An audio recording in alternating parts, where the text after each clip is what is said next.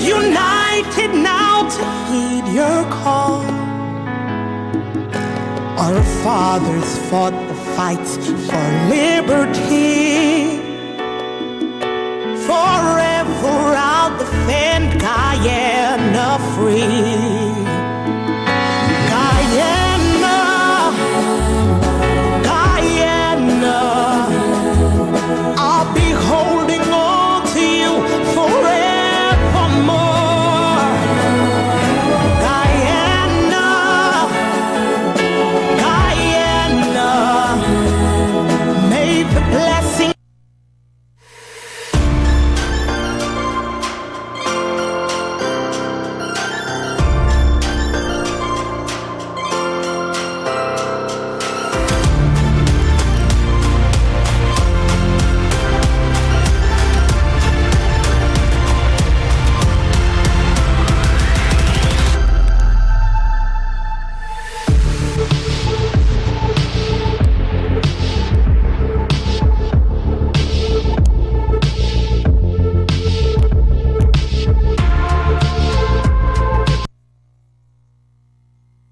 Pleasant Tuesday evening to you, Guyana.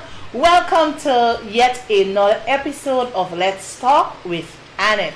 First, today, Tuesday, the 6th day of June in the year 2023. I trust that you had an awesome weekend. I trust that your week has commenced with greatness and excellence. And I trust that as we the days of the week proceeds, that you're able to accomplish what you have set out to accomplish. Just before I get into the program proper, allow me this opportunity to extend birth anniversary greetings to those persons who might be celebrating a birthday out there. Happy birthday to you. For those of you who have welcomed a newborn into the family, a big congratulations also to you. And for those of you who might have excelled in some way, through academics and otherwise, a big congratulations also to you. And on the sad side of things, allow me to extend my deepest condolences to you if you have lost a loved one, a friend, or someone you know. So may their souls rest in peace and rise in glory.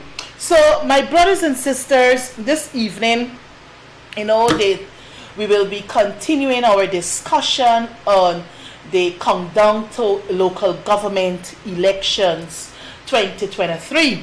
And these elections are critical at this juncture because we recognize that the regime in power is seeking to dominate and to control areas that are that have the control of the APNU at this moment. So I just want to sound the alarm once again to many of you who are still sitting on the fence, many of you who are still on the periphery looking in, many of you who are still undecisive whether to cast that ballot come Monday, June 12th, 2023. I also want to remind you that today, being the 6th day of June 2023, we have practically 6 days remaining to the polls. 6 days remaining to the LGE 2023 polls. And this evening in studio with me, I have a brother, a comrade, a friend, and a brother in the faith who will guide this discussion this evening. I think the program or the episode, it's appropriate for what we have to share this evening. Let's talk, so we will be talking local government and amongst every other thing. But before I get into the program proper, I also want to say so. Many of you parents, the government, they have decided to distribute the 40,000 cash grant. I think it commenced from yesterday, June 5th. While we in the opposition, we have absolutely no trouble in government rendering assistance to its citizen. I think what is of concern to many Guyanese is the timing in which these cash grants are being paid out. For me, it seems as though it's a bribery to you, the voters, and they believe that Guyanese like money. So in order to get that X to the cup come Monday, or that X to the candidate of their choice in the respective local authority areas, the respective constituencies, they believe that, let us advance the cash grants payout 1 week before the local government elections poll. You will recall also in 2022 and 2021, these very cash grants were paid the last week before school closed for the summer or the August holiday in the month of July.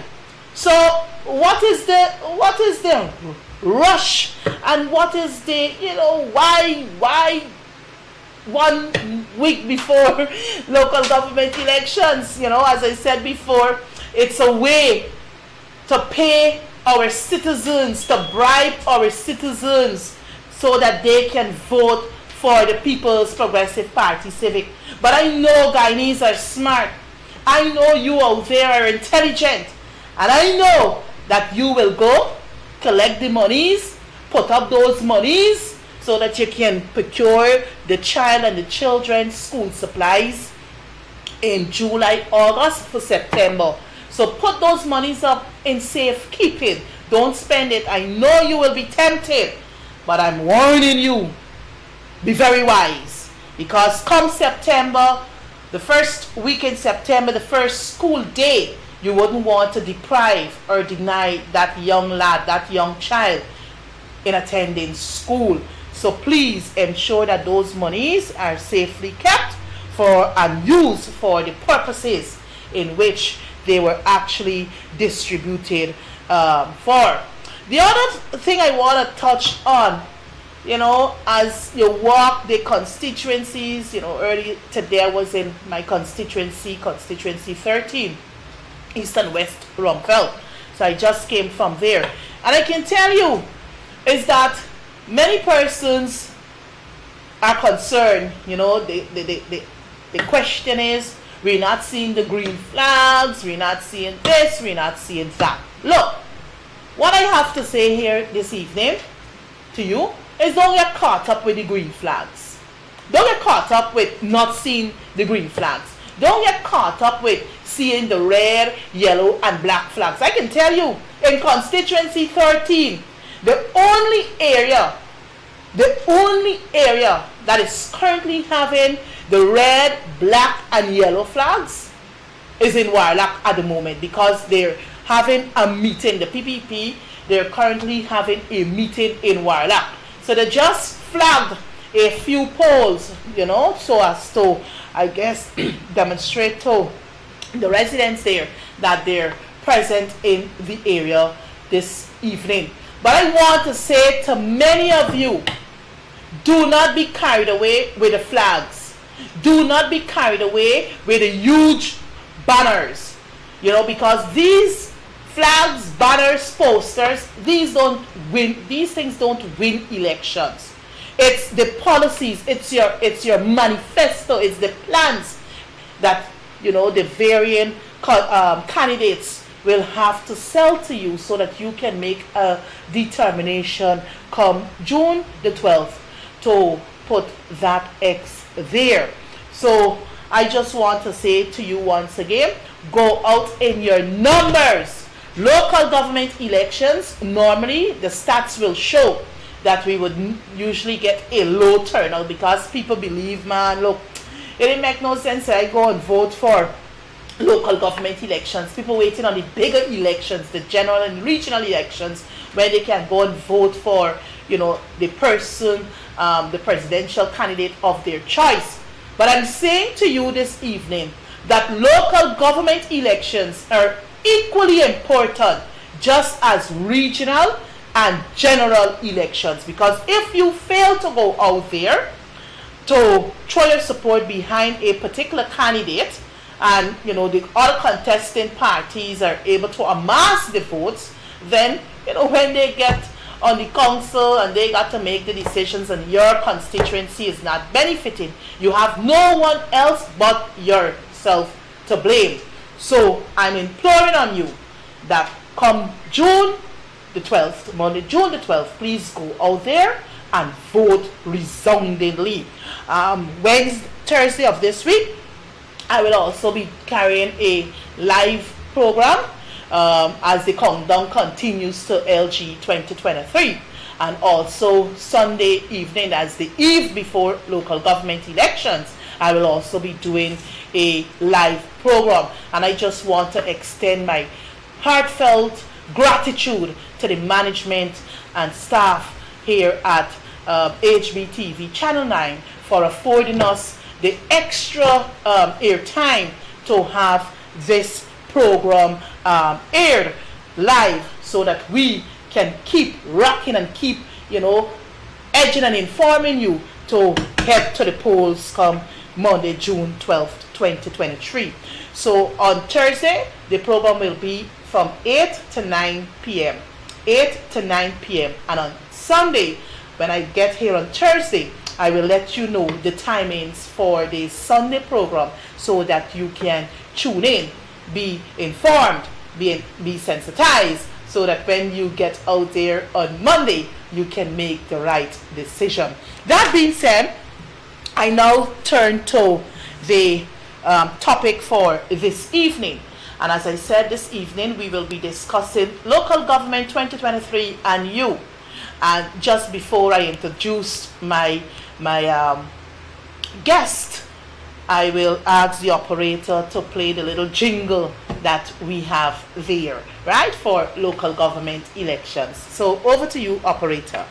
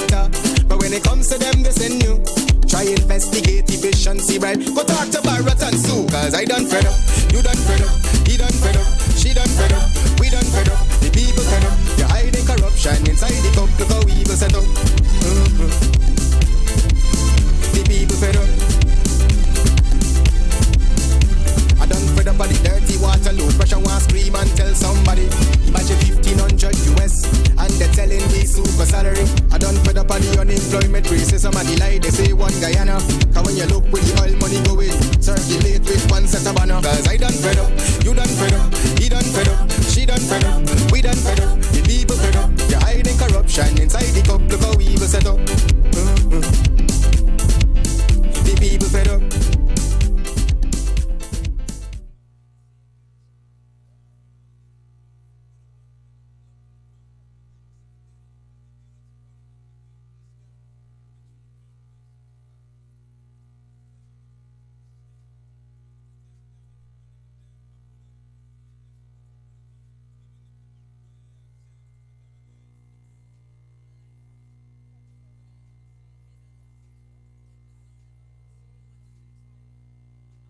and listeners, or a little jingle to for our LGE 2023 campaign, and it is the words in the lyrics that we have to listen to.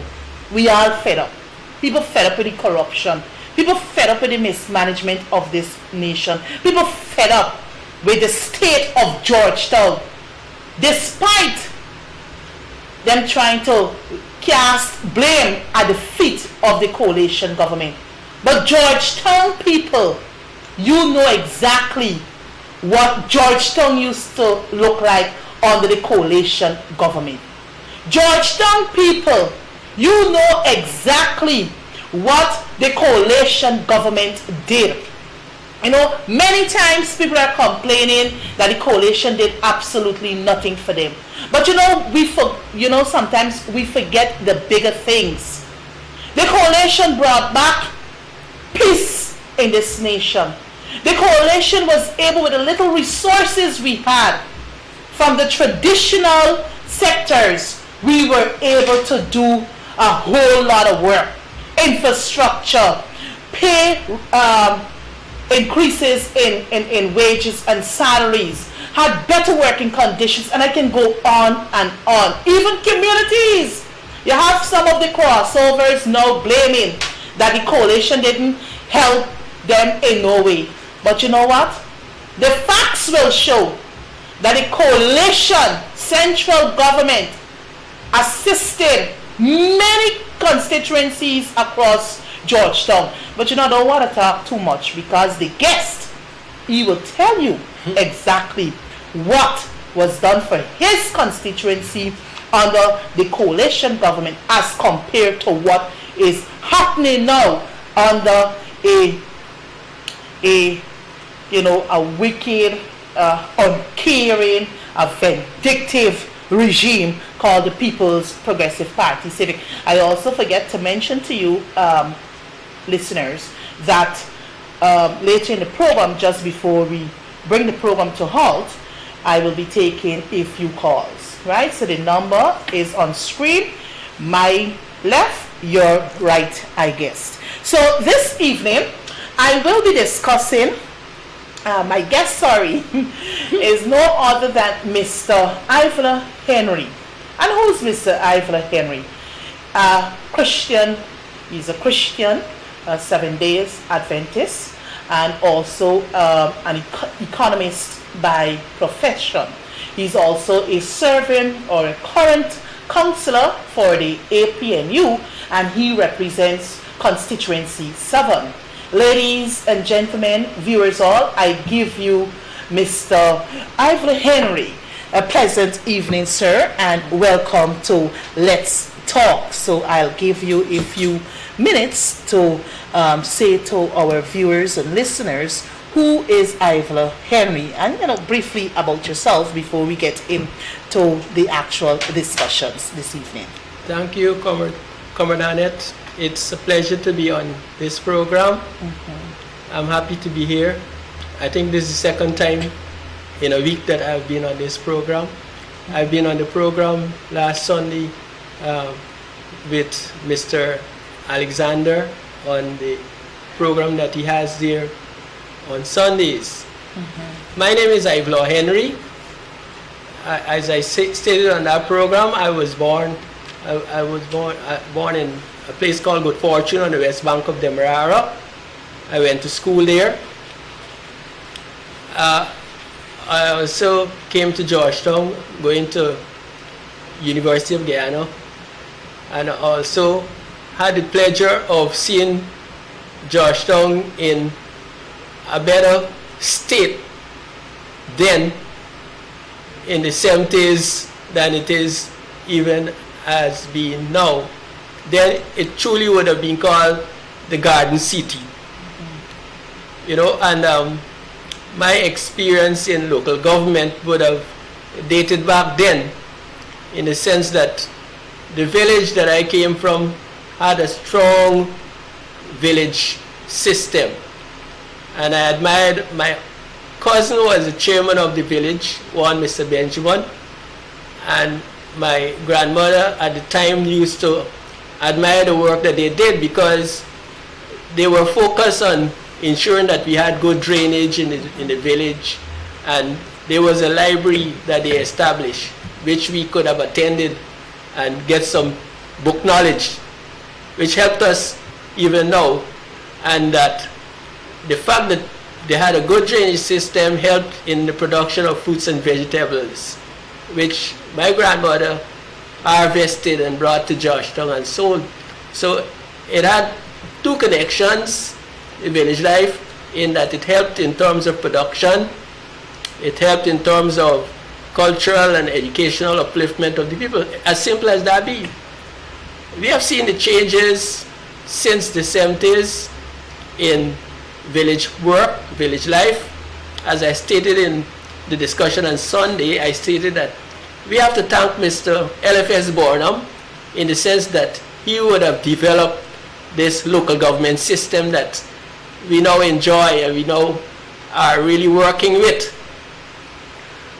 However, even as there would have been development, and I stated too that he would have reported progress from time to time in those congresses that he had, where they amalgamated some of the local authorities that were weak. He brought them together and he made them stronger, because one of the big factors developing and would have developed over the years is the inadequate amount of finances that these local village offices had, and he had to, in his wisdom, develop a stronger financial base for the local authorities. And now, let's say, for example, Linden and Christianburg, they were amalgamated into one, and so they could do things. And for capital growth and development of our neighborhoods, now we have neighborhood councils and so on, you need capital. We see that since the party, the PNC, would have had these successes coming out of government in the 23 years, many of the ideals and the development process that would have been in the past would have been hindered by the PPP. What we have in Guyana is really, a lot of people don't see it, is essentially control administration, essentially control local government system, even though just in terms of words and so on being bandied about, you have this system of local government today. And we noted in practical terms that in the 23 years they were in government, there was hardly local government elections. It's just after the AP and UFC got into government that we have those elections in 2016 and 2018 when I got into as a councillor. So, and things started to roll. All right. And I would just like to say that what we have to look at in this election is what had happened during the 2016, 2020, and what has happened between 2020 and 2023 for people to make the right decisions on Monday. What has happened? When the APNU is in government, you see a lot of changes, and I could talk about what happened in the constituency 7. You coming to that, right? Yes, we're coming to that. We're coming to that, right? All right, good. So thank you very much, Comrade Henry, for that lengthy introduction. But that being said, Comrade Henry, you're currently a councillor and you're seeking re-election, right, for your constituency. And your constituency is constituency 7. Perhaps I don't know who are viewing us through these lenses. So it would be good for you who are now seeking re-election to explain to our viewers the boundaries in which constituency 7 falls. That's one. And secondly, who are your competitors for the upcoming local government elections of 2023? Okay, let's talk about the boundaries of constituency 7. I always like to preface my statement that this is the central constituency in the city. It's the constituency with all the parliament and markets, two large markets there, and you have also the government buildings, government offices, and the commercial heart of the city. Constituency 7 is boundaried by Stabroek, on the Demerara River, and we go across to go straight down Church Street, bordered by Adfield Street side, and then you come straight down to Chalmers Place. You go across to South Road, and you go straight to Vissinger Road, and from Vissinger Road you go to North Road, and you come and you walk from North Road, and you go to, as you are going towards the library, but you go straight to the Demerara River, and that's the boundary of constituency 7. The other thing is that it's really a vibrant area. We have so many business places, but I want us to understand that despite the fact that the population of constituency 7 might be one of the smallest populations, and with a voting population of over 3,000, a voting population of over 3,000, right? Many of the people who traverse constituency 7 and do business in constituency 7 are not registered in constituency 7. Yeah. And that has implications for development in constituency 7. I noticed one of the governmental figures, very high in government, with the vending population high in the constituency as well, said he wants to do a study of how people are, who the people are in the vending population and the business population, etc. But I want to tell you, even with observation technique, in terms of your observation technique, you will know that most of those people don't live in constituency 7. They are living outside of constituency 7. And therefore, what has happened is that you have all of those issues that we will probably talk about later, like, disposal of garbage, upkeep of buildings, upkeep of drainage, upkeeps of road. Because if somebody owns a place, in terms of ownership of a place, you take more care of it than if you just transitory and moving to and fro from the place in constituency. However, it's a place that we should take pride of, constituency we should take pride of, because of the number of trafficking of people. Trafficking in terms of people traversing the area on a daily basis. And if you go abroad and you see the heart of the capital cities in other countries, you see how they are well upkeep. And one of the positions we have in constituency 7 too is right now is a crisis situation in terms of parking. Parking and vehicular traffic. The few residents of constituency 7 are being shut out, or even their own parking space involved. So we need to have some orderliness, and it has been developed and become more exaggerated in terms of what we're facing in the past 3 years. And this councillor has a view that we should make and do something about it. In an orderly fashion, we should do something about it. Okay, good. Well, thank you very much for those explanation, Comrade Henry. But what I also want to get from you, that you are the candidate, the constituency candidate contesting under the APNU banner.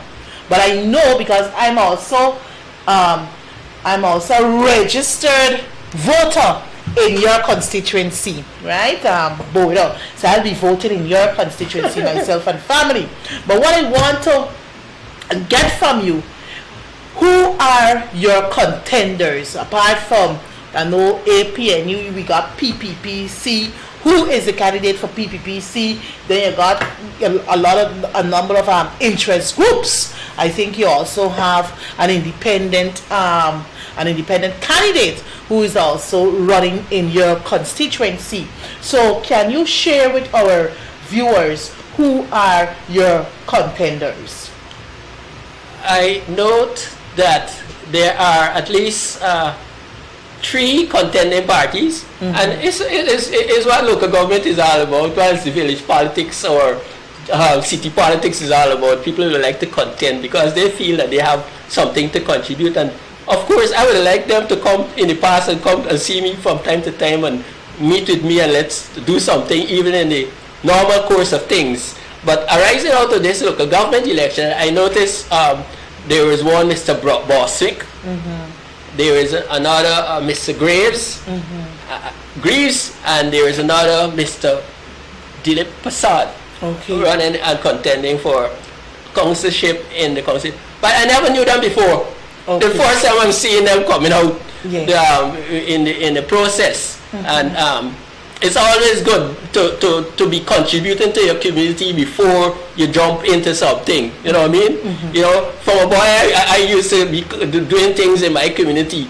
You know what I mean? If the village leader or the person said, let's start a football club, I would be there as the secretary. Yes. You know, I would be participating in the football game and so on, right?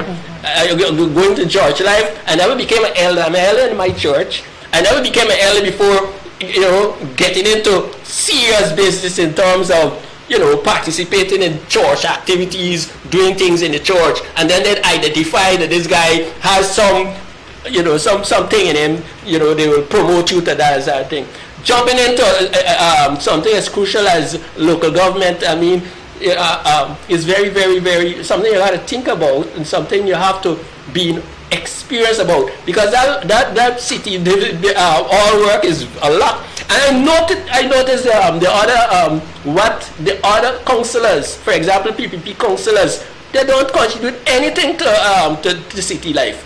To what's going on in life. So it's another set of people who come in to just come on council and don't do. I tell you, it takes a lot out of me, but I think I'm enjoying it in terms of my contribution and the time I spent, and my wife, you know, poor lady, she's made up. She's made up because she sees that it help me as well, help my community, and as a person, I have zero tolerance for things like, you know, abusing any resource. Put it that way. All right, good. So, Mr. Henry, or Councillor Henry, what makes you different, right, from your 3 competitors, right? That's one question. And also, why should the residents in constituency 7 re-elect Brother Ivler Henry to serve them for another term at council?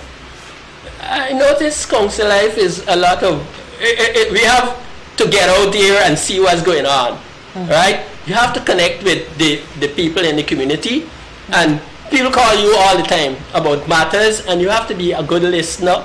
You have to be tolerant, you know what I mean? So, I mean, it's something that I've said culturalized or adopted from early in life, as I stated earlier. It's not something that you could just jump in and adopt to the thing, right? So that makes me one of the areas that I've grown up to understand, right? And I was never always like this. It's something that developed over the year, right? Community work has developed over the year, and that's the difference. And it's a lot of things to do in our city right now, and I think it needs some hands-on experience. It needs people who are ready and prepared to make the sacrifice, you know, and just don't look at it as an activity for, you know, personal gains, etc., etc. And a lot of people come with that baggage. They might come with a face at the front, but when you actually see them performing, we give them the opportunity from time to time, they might let us down. You've seen this situation at council over the years. I've seen it from 2016 to now. You know, if you don't get any gains for yourself, then you don't perform as you should. And I think people need to get something better, even in Georgetown, Guyana, right now. Okay, thank you very much. Well, Councillor Henry, I know for a fact that you're a sitting councillor for the APNU when we contested in 2018, and many or some of our colleagues who you served with from 2018, many have crossed the floor. They're now, even though they're sitting councillors for the APNU, they're now contesting for these upcoming local government elections with the People's Progressive Party Civic. And you know, the cry out there, or the chorus, the common theme you're hearing out there is that the coalition government did absolutely nothing, whether for the constituencies or whether for, you know, them as individuals. Can you share with our viewers what benefits your constituency, right, was able to get during the coalition government? What were you able to get done in your constituency that would have benefited your residents? What are some of the things? I mean, you don't have to elaborate much, but at least the most critical of activities you can identify. What will resonate right now with my constituency is the changes that have taken place in the last 3 years. Changes for the worse. Despite the fact that we have got more money circulating, the atmosphere, you know, the living conditions in constituency 7 has worsened. And during the coalition period, we did not have the kind of money that is circulated now. For example, our alleyways. Our alleyways were cleaner. Oh yes. What has happened is that big businesses in certain areas in the constituency, and remember I said earlier that many of them don't live in constituency 7. They make big money in constituency 7, but they live outside of constituency 7. You know, many of us might understand and guess where they live. Yes. So for example, the alleyway, they want their business. A lot of selfishness is exhibited by our people. And sorry to say, many staffers at council are condoning what is happening. I say that not mentioning name because nowadays the legal system, they're going to sue you. Yes. You understand? Yes. But the public knows. But this councillor is not going to be part of that. Right? For example, you can't bribe me because I don't want money. Yes. For example, the other day, a little success, a small little success is going to apply for what we say. They put some gates. Somebody, voting process. no one business When you person, go to the polling station, they have a hotel out by local between government day, you will follow these it's steps. on Rock Street. Step 1. Between Rock Check Street. the official list of voters at the polling station to ensure you are listed there to vote. Step 2. Present your ID card to the GCOM official. Somebody put a gate on the alleyway. And you know, this council is being called night and day because the alleyway cannot be clean, and so when you have a lot of water, a lot of rain, the place flood out. That never used to happen when we were in power. Nobody could go and do it. You see, it's money to run things now. Remember the money running things now in this country? It's a monetized country. Yes. Without any social values, human values in this country. That's how this country is being run. And not only that one, on the other street, on Light Street, somebody put a gate on the alleyway, blocking the alleyway. Never used to happen before on the coalition, so that people are donated. Success on the mall, Merrimon Mall. We were able to put our barbers, give them a roof over their head, plenty so. But right now we have a legal problem with them because the businesses are contesting the development of the Merrimon Mall by these small businesses. Cover our children, with prayer and with the blood of Jesus. Not only cover our children, but cover those children who Making a barber prominent in a situation, you impact on not only that one barber, but it has a multiplier effect. Entire community. The community, the man, family, everybody have a steady income. So that is the kind of thing we got to start to do, and that's what I will in the next term. The next term, as a councillor, I will be pushing for more people to have a roof over their head. We have to adopt a policy not only for one set of people, but for the general masses as a whole. Okay, thank you very much, brother Ivor Henry.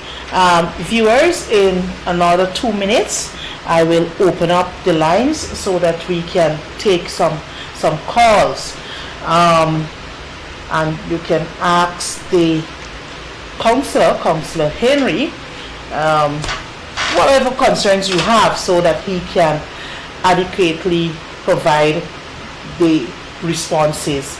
But Comrade Henry, the current city councillor is being blamed for many things around the city of Georgetown. One such thing is garbage, and you're saying that the markets, you have the two major markets are within the constituency that you represent. But every time you go to Border Market, more so at the corners of North Road and Alexander Streets, just outside of the Lutheran Church, persons have indiscriminately start to, dispose of waste in an uncaring way.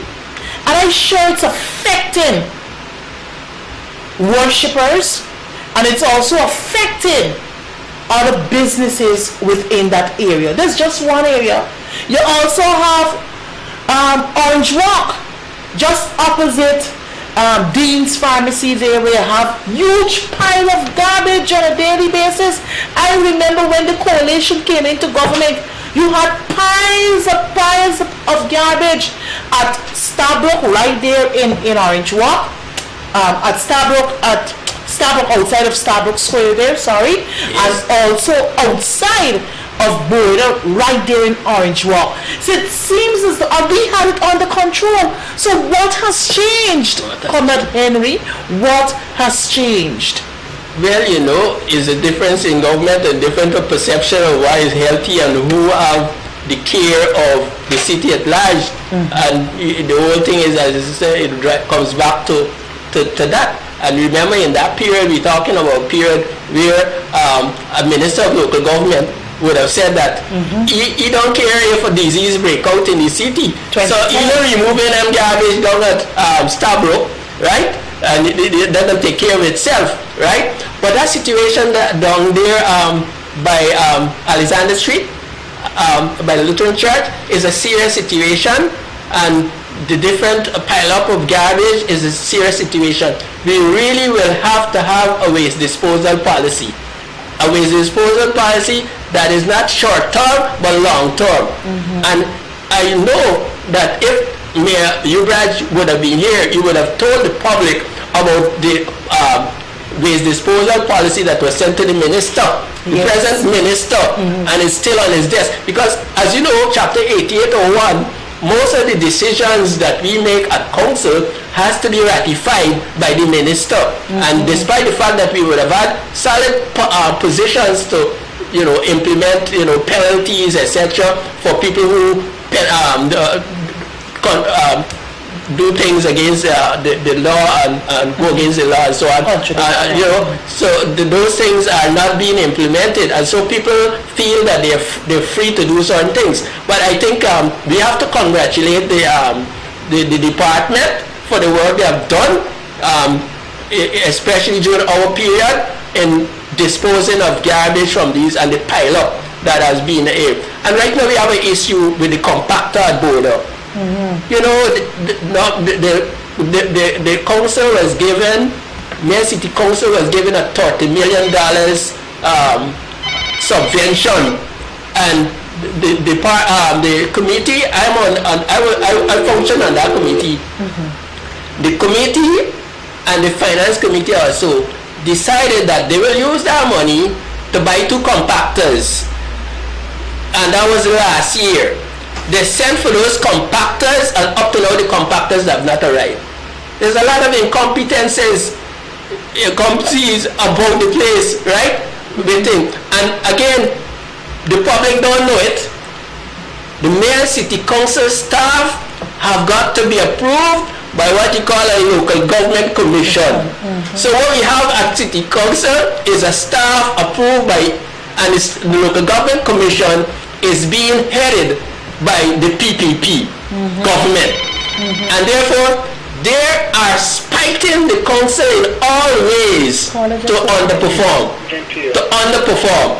So we have to have zero tolerance about certain things, and people should be held to account for the situation that we face, especially waste disposal. It's a very important area where health is concerned. Exactly. We cannot allow the situation to continue like that. You know, people must be held accountable for the situation getting worse. Yes. Thank you very much, Brother Henry, for sharing. Caller, a pleasant evening to you. Welcome to Let's Talk. Can you make your contribution, please? Yes, good evening to you. Good evening. One of the things that bother me with the city council, one, when you go there to pay your rates and taxes, there's inadequate people serving you, and you have to wait there for hours to get to pay your taxes, and they say that they don't have money. You know, many times people go there and turn away because there's a problem with paying taxes. Two, the other thing is that as we are living, I was born and grew up living, and we never had problem with the party being taken over. And under the APNU government, the party in front of my lot is taken over by a taxi service. And this taxi service, because of working with it, I gotta beg them to go in my yard. It's very, very ridiculous. I gotta start it under the APNU government. And this is where, sir, where are you living? I'm living in Lodge. In Lodge? Yes. In Lodge. Under the APNU government.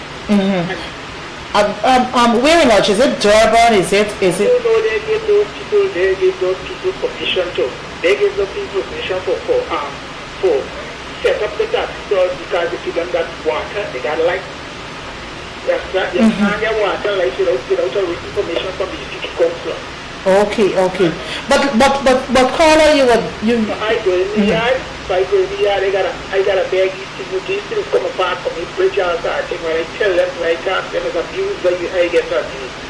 Alright, this is Lodge, but Lodge is a relatively big area. So can you say which section of Lodge?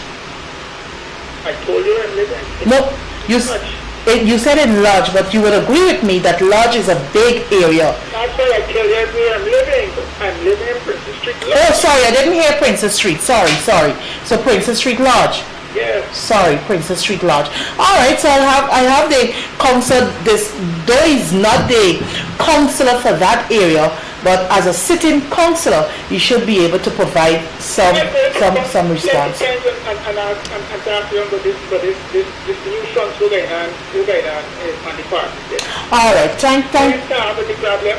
All right. They are asking people now to vote and vote for them. Yeah? And it's very ridiculous, I tell you. All right. I never all the days in life, I never come to this problem where you come to it, Okay, caller, we'll have to look into it, but is there any other contribution you would like to make? Because you raised two issues here, the encumbrance in front of you and also the payment of the delay in payment of rates and taxes, right? All right, so any other contribution? Anyway. Okay, thank you. Goodbye. Yes, well, Councillor Henry, you've heard the caller there. So I don't know if you want to clarify anything here, though you're not the counselor for that area, but I guess I don't know if these matters came to council for a decision to be taken. So perhaps you can. I did mention earlier the incompetencies sometimes we face because of putting some square pegs in round holes earlier, and where the local government commission, they actually fired a set of good staff during our period. Good working qualified staff, they fired them, for some reasons up to now I cannot comprehend, right? One person might have made a mistake and a whole staff or brand staff were fired. The other thing is that when you have issues like encumbrances, you need to write a letter to the town clerk, and the town clerk, whoever that person is, should have been able to relay the information to the related departments so that they could take actions, right? And blocking of people's alleyway, passageway, etc., is happening throughout because of the new trust that we see in this society. This society is more or less everybody looking to get rich, as a quick society at the expense of people's living conditions, and it's causing a lot of stress and stressors as policymakers, administrations, politicians, etc. We have to relieve our people from these stresses and have zero tolerance to things like blockages of the. Okay, thank you very much, Comrade Henry. A pleasant evening to you, caller. Welcome to Let's Talk. Good night to you, my sister, my brother. Good night to you also. And to the rest of the Guyanese nation. I want to compliment that brother, as well as the mayor of Georgetown, along with y'all workers, compliment y'all.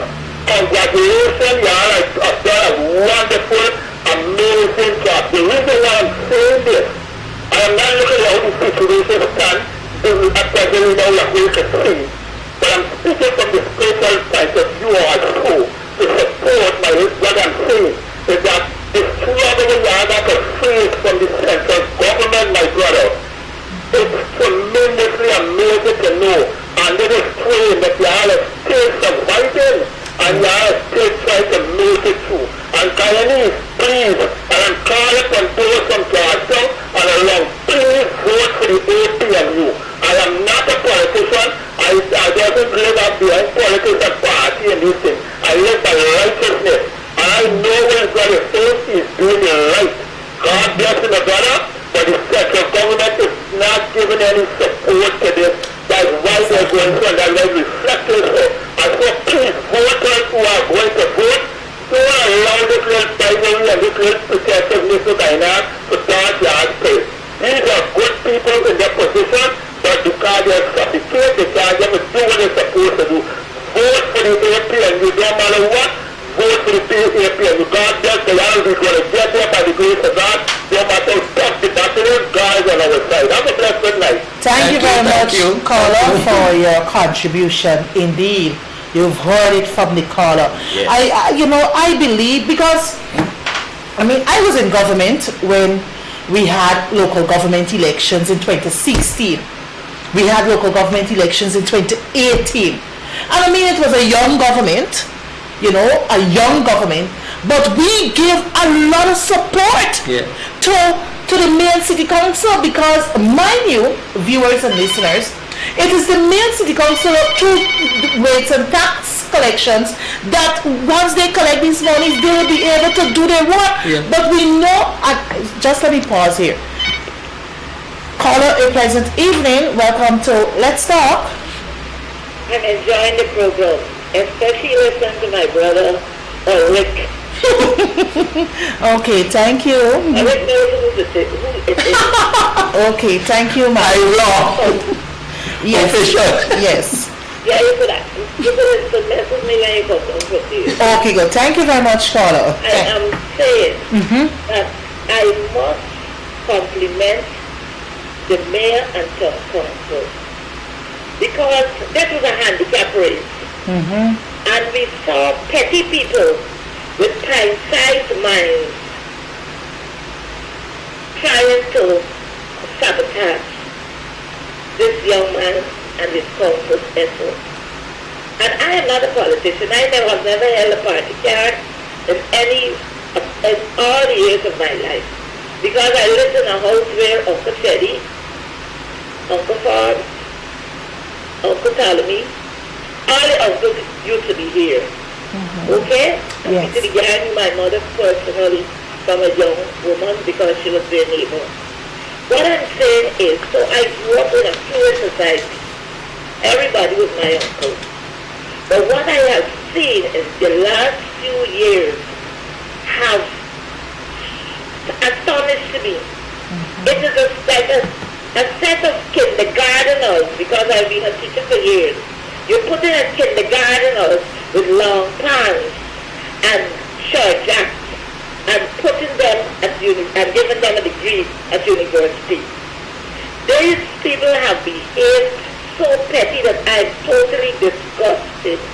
And I said, anytime I could have been at a function and meet the people, always told me, I would stand up and tell them straight to the faces, because I am embarrassed as a Guyanese.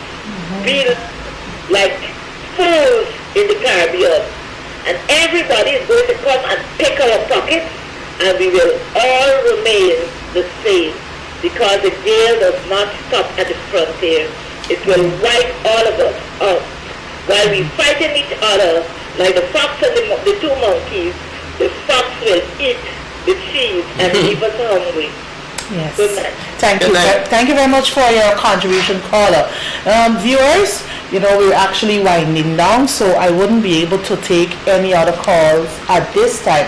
So I can leave that for Thursday, because the 4 minutes we have remaining, I would like my brother to make his final pitch, as he seeks re-election to the seat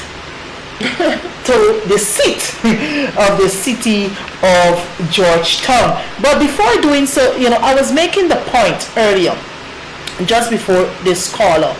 The city council, in order for them to do their work, they gotta collect taxes. And many of the businesses, brother Henry, you would agree with me, many of the businesses, the 3-story, the 10-story, the 7-story, how much they paying a year, brother Henry? Tell the viewers how much money they paying a year for taxes. Viewers, you must recognize something in Guyana. Many of the spots that these businesses are built on, there would have been a small cottage or something in the past. Yes. So that the whole long process taken to go to that new level, it takes sometimes, and they might be not paying absolutely nothing in terms of where they are in the level of build-up they would have had. So the city is being robbed in all ways. I want one point to raise. Last night I listened to the rally in Plum Park, and there was a rebuttal by the minister on amnesty. Yes. That was totally trash. She don't understand. For me, I serve as one of the alternate members of that committee, and I tell you, that is an innovative idea we have brought to bring money into the council. You understand? Because if you notice the last 3 years, this council staff were paid on promptly. Yes. Promptly, because of the kind of work my good friend, my sister, talk about Uraji's administration. Some innovative things were done to survive, and we could go forward doing that again. But you need some sort of central government help.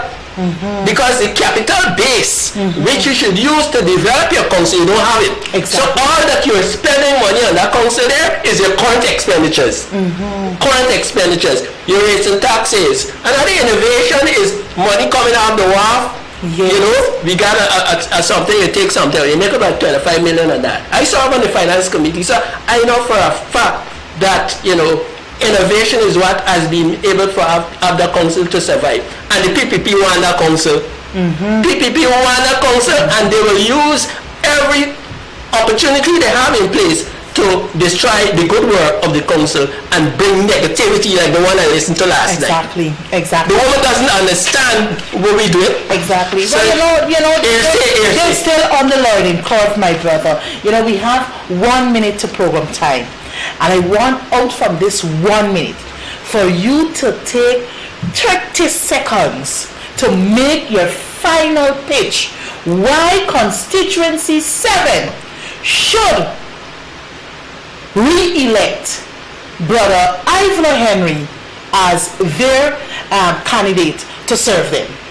Well, I want to say this. I've adopted a new policy in terms. The policy I want is that there should be a moral and spiritual revival in our city, in our country. Yes. In the past, you listened to it from my good friend, the former Prime Minister. But the medium, the messenger, and the message might have been conflict. But yes. my program going ahead is that there's only way we could go through and go forward. We have the potentials, we have the resources to make this garden city, this city, a garden city again, a clean city in all respects. And I will be propagating that in terms of my work in the next council. Thank you very much, Brother Ivor Henry, for spending this hour with me and sharing. I want to take this opportunity on behalf of myself and family to wish you the very best come June 12th at the local government elections poll. And I know you're going to bring home the bacon for constituency 7. Ladies and gentlemen, viewers all, this is all the time we have for tonight's episode of Let's Talk. I do look forward to you joining me on Thursday of this week, day after tomorrow at 8 to 9 p.m. where I will be discussing more on local government elections 2023. May God richly bless you. May God bless our beautiful country, and may God bless us as a people. Ta-ta!